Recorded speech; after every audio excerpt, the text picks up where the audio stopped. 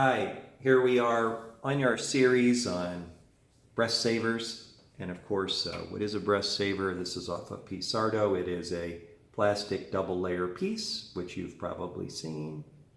And it's next to the actual reed that's on the outside, and then on the flip side it's just the opposite.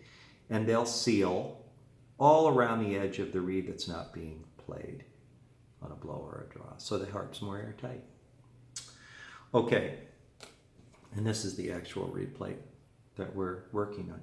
So let's go over some of the tools of the trade of doing a repair of breath savers and where you get them maybe and what you'll need. I would say the first thing you're going to need is your breath savers, okay? And they come in packets like this as a rule. And you'll have a group, a whole bunch of them. There'll be little ones and all the way up to longer ones. And Seidel sells them in a long line, and you can actually see what you're doing. And so you order these where? You buy them on the web from the manufacturer. You buy them on the web from the manufacturer. And I would not recommend generic one-piece breath savers because they do not respond the same as a factory one, and that particular note will not provide the same volume necessarily that the others will for the same amount of breath. So you need to get the right ones. And so they come in a little thing like this, and I'll just take one out and show it to you. I'm sure you've seen these, but maybe you haven't, and if you haven't, then now you will. So let's take a look here. And I kind of like put my thumb in and just kind of drop one out here. I've already dropped a couple on the floor. And here is a breath saver, wind saver, valve, whatever you want to call it.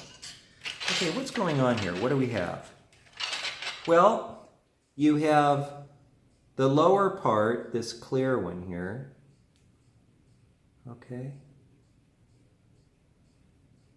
And this is dimpled because when they're dimpled, they don't stick on the harp as much. And then the upper surface here is kind of a little thicker plastic material. So it's a 2-layer wind saver. And then at the back end where it gets glued onto the harp, the two are glued together. And when it lays on they kind of have a little bit of down curvature, so when they lay on the reed plate after being glued, they lay flat. So that's kind of what they look like. Now, sometimes the breath savers that you get from the factory, a couple of them will be bad. They're a very delicate little thing, and you might have 5% are actually not correct. They might be separated and the two halves might be apart, or a crimp. It's possible that these will come in with a little problem, and if so, you just use a different one. Maybe if it's a long one, you can use it for shorter reeds sometimes if the area that's left is good and can cover a hole on a smaller slot, or they're junk, one of the two. What do you do with used wind savers? You basically just kind of throw them away or keep them if you don't have many wind savers, because you might be able to reuse a long one in some way.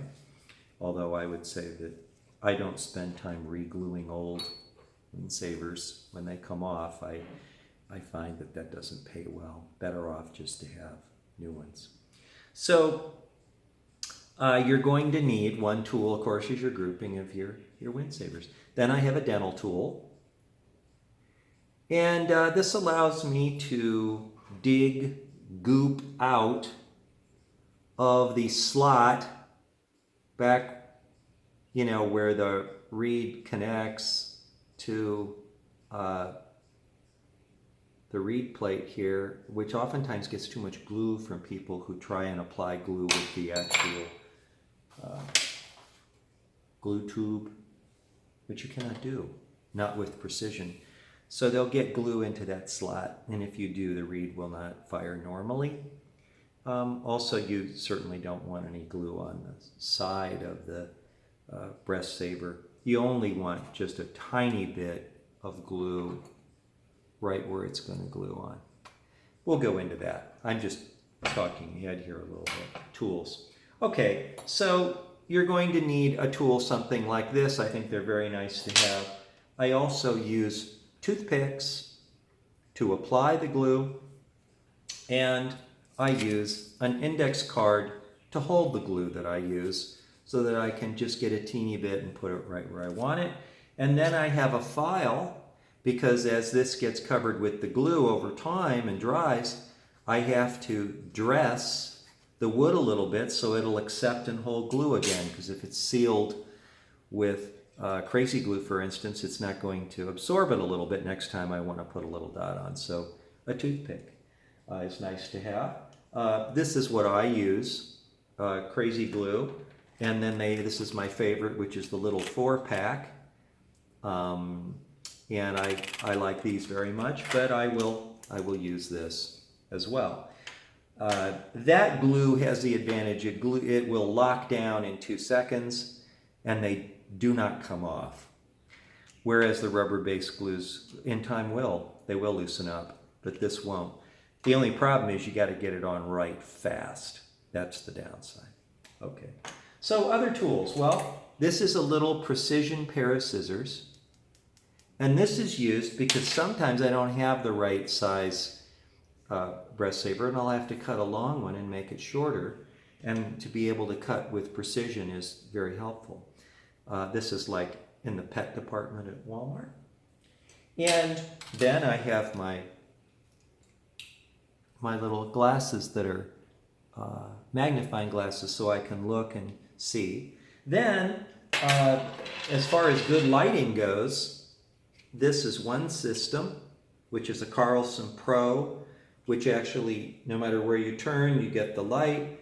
But I'm actually using a bank light here for television, which is just this huge lamp, scrim thing.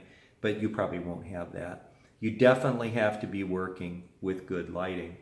So then, you may need a little screwdriver, as an example, on the P-Sardo platelet to get them on and off. I need a little screwdriver, so that's another tool.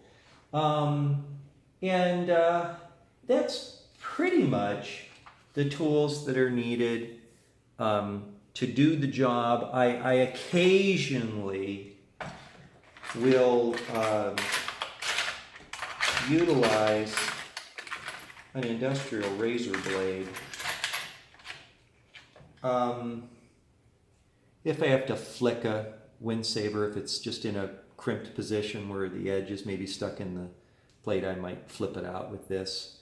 I don't use these too much. I use them more for working with reeds, putting it under the reed when I'm sanding it, because it provides a super flat surface and all, but I at least have that tool available here if I need it. That completes the section on tools. Our next video, we're going to get into beginning to replace one of those breath savers, and the first step would be to get the old glue off.